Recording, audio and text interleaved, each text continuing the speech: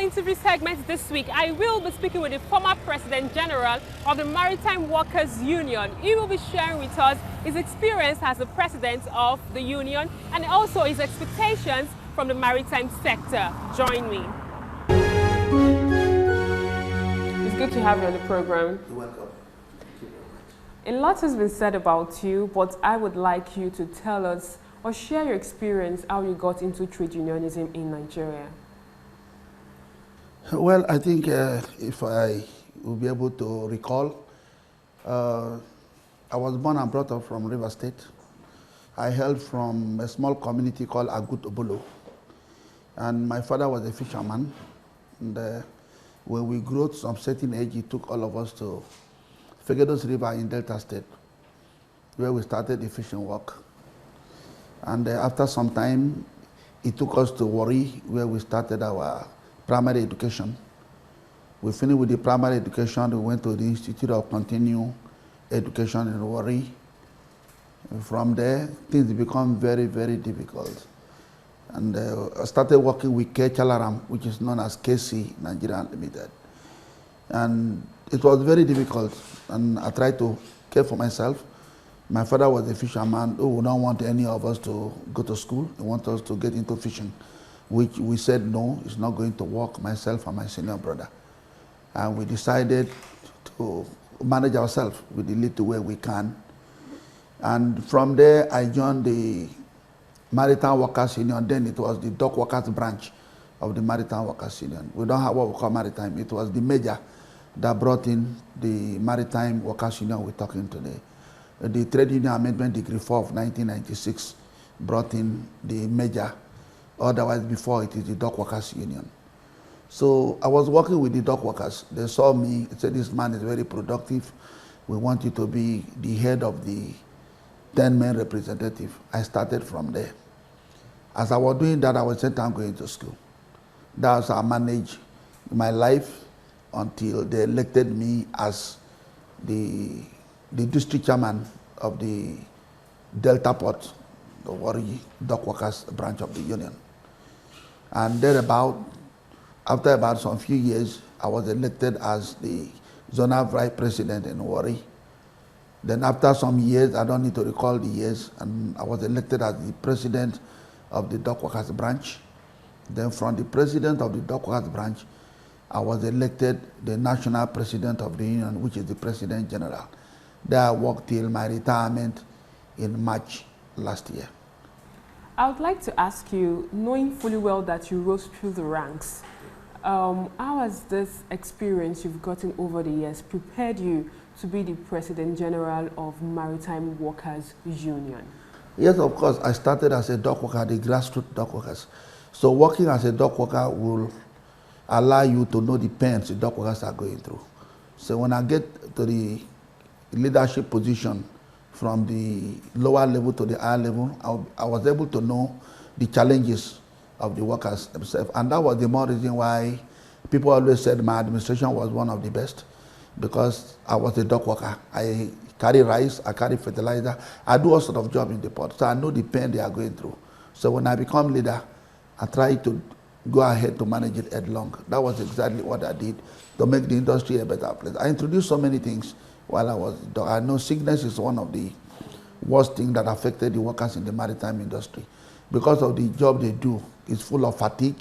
Some of them sick on daily basis. In Warri, I create what we call the emergency chemistry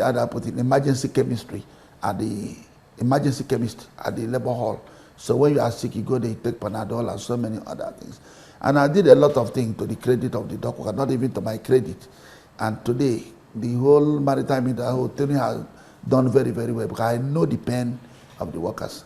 That was why I was able to do little things I have done when I get to leadership position. The dock workers are known to be people that could be violent at times. Well, you were the president of the dock workers, and when you later become the President General of the Maritime Workers Union, I would like you to share your experience, how you were able to put sanity into the sector and organize the men you were handling. Yeah, I understand the system. I'm also a victim of circumstances. because in the dock we fought, we settled, people do a lot of pilfering and so on and so forth in the port. But I'll never get myself involved.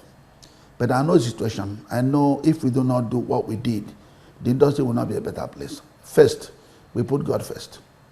When we came on board, we started doing what we call docker restoration. Some week you find about 1,000 people at the hall. Sometimes you have 500 people. We preach, we teach them about moral. That is the first thing we do. Because some people bring up their children without the moral value. So this is what we do on daily basis. We preach, we let them understand stealing is not acceptable by God. And anybody that break the container or do pilfering in the port, that person will be suspended from the industry. And that we did. And if you fight on duty, we also give you suspension. And we also know that insubordination to superior is not the right thing to do. So we put them into check that when you insult any of the supervisor or supercargo, you'll be sent out of the industry. So this also brings sanity into the industry. When you do pilfering, we send you home. So there are people that will serve as a deterrent to other dockers who are in the port. So that is how we bring sanity into the system.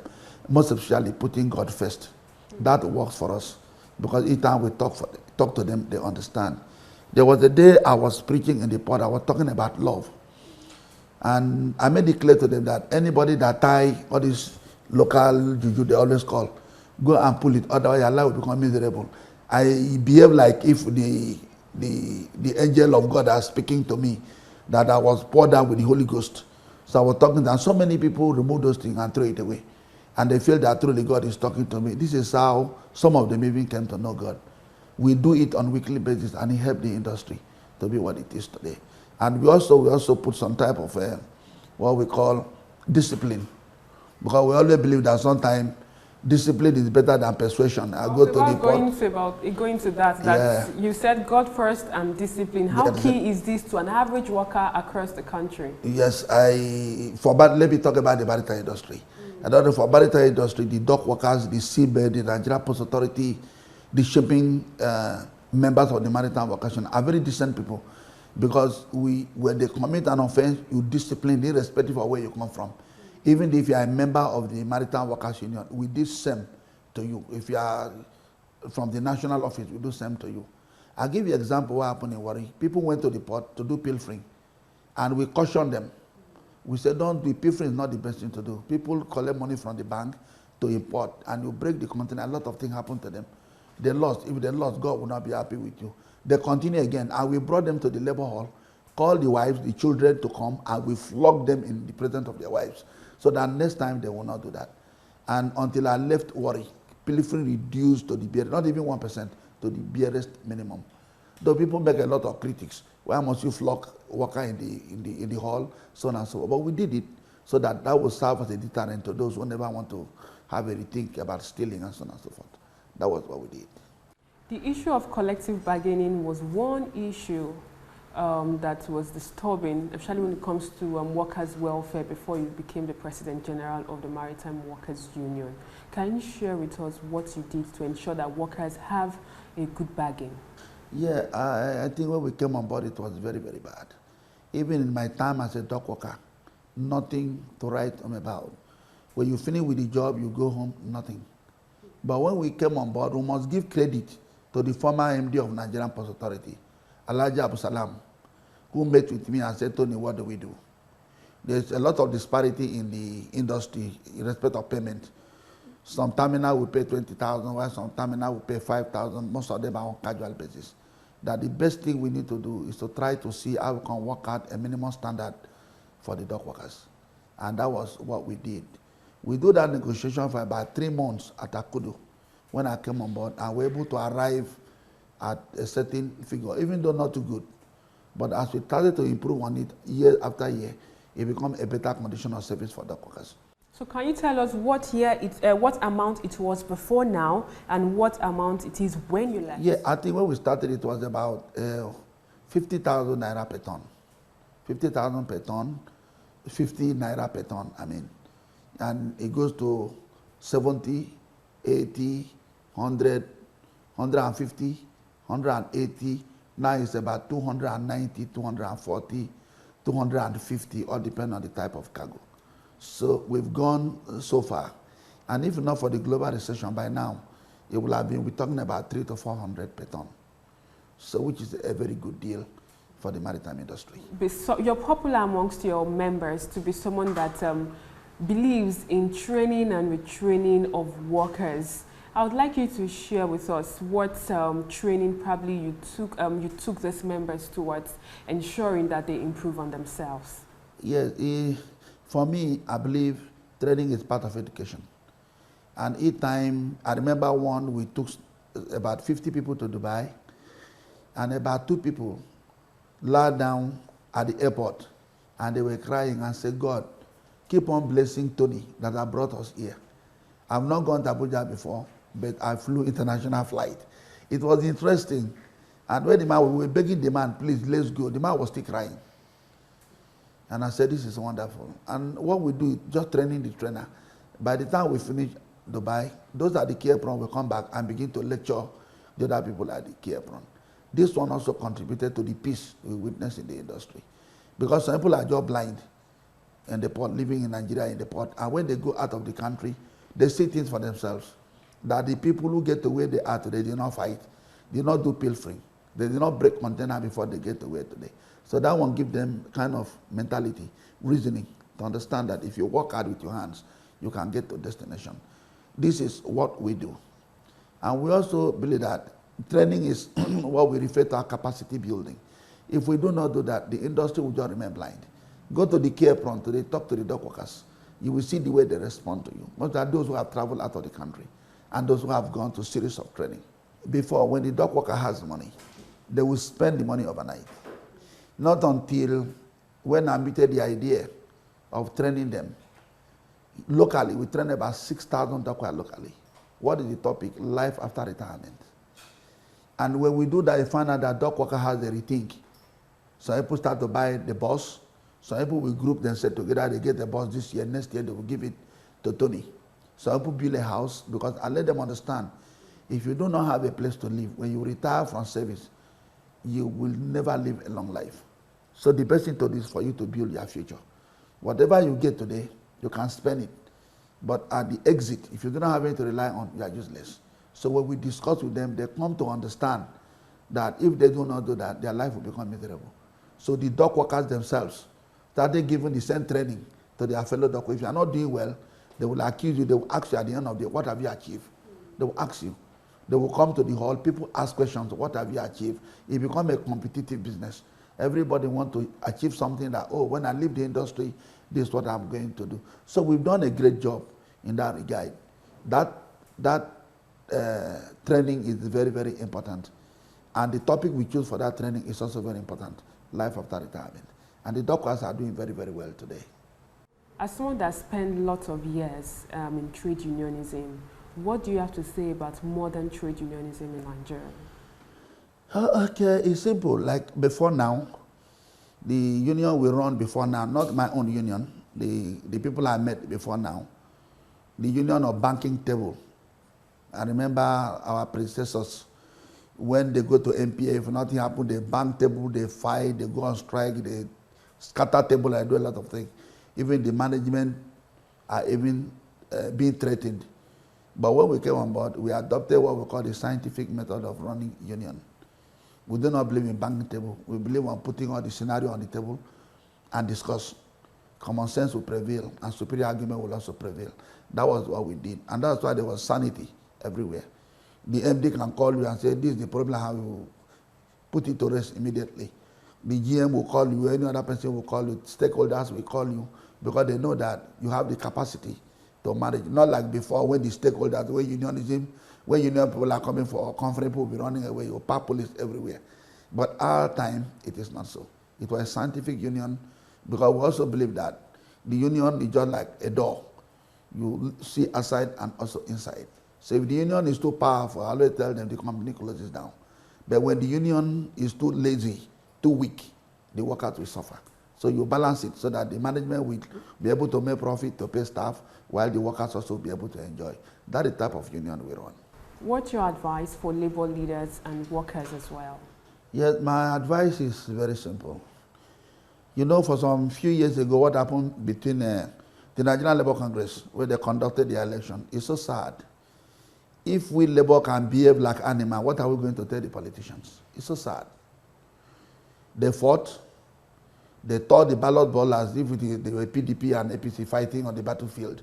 It's so sad. Until today, they are still fighting. There is faction in the Congress. It should not be so. We need to make a compromise. If whatever the mistake may be, we just let it go so that the Labour movement will be very, very strong. So that is my advice for them. They need to bury the hatchet and work together. If we don't have a united Labour front, then we cannot confront the government. Talking about minimum wage, talking about a lot of things, Bokara, a lot of things are happening, but nothing happened. Look at the other group, give government ultimatum, they want to go on strike. Then the next day, Ayuba group, just turning Labour to a laughing stock, which is very, very bad. So we advise them to have a rethink so that Labour could be united. Then for Maritime Workers Union and other Labour, I think what we need to do is to know that we represent the downtrodden, we represent the voiceless in an organization. We have to do everything to support them and make sure they live a better life. Finally, business activities have really crippled at the port due to, many people say, probably due to the bad roads at Oshodi-Apapa Expressway. What's your comment on the state of the road? For me, you've answered the question. It's just the bad road. Before we talk about bottleneck in the port, we talk about all this, we have a lot of agencies in the port. You have quarantine, custom, police, immigration, son, all, everybody to the inspection on container, thereby delaying the clearing of container in the port. But this one is not issue today. We're talking about the bad road, the access road to the port. So many vessels are diverting to neighboring countries. They are not coming to Nigeria anymore. If you go to Nigeria, they will tell you they are losing a lot of revenue on a daily basis. Every day I use the word that government is not thinking. Where you generate revenue, you allow that place to deteriorate to where it is today. This thing did not degenerate one day. It has been on for a very long period of time. Not even this administration. Long, long time. Successive government. Everything they preach is just theory, no practical. What the question you ask, what is wrong with the government? Sometimes I'll tell you something is wrong with black man. Because the white man won't allow this to happen. Somebody will say black man did not know how to lead. And that is just the truth. Where we are making money, oil will soon go. But the port will remain for time. Now you are killing the port. And the port will die, the oil will go. If you cannot do it, tell Nigerian Port Authority. They will do if they cannot do it. Why not put all the stakeholders together? We have a lot of stakeholders, terminal operators, shipping company, truck owners, and put them together. Tell them what they need to be done. And money will come out to do that job. It's as simple as everything. Because government alone cannot do anything, everything. But government need to pay priority attention to the port because that is where they generate revenue. And that's all we can take on today's edition of Labour Lens. Join us next week for a fresh edition of the show. I am Sharon Ijason. Thanks for watching, and remember, Labour creates wealth.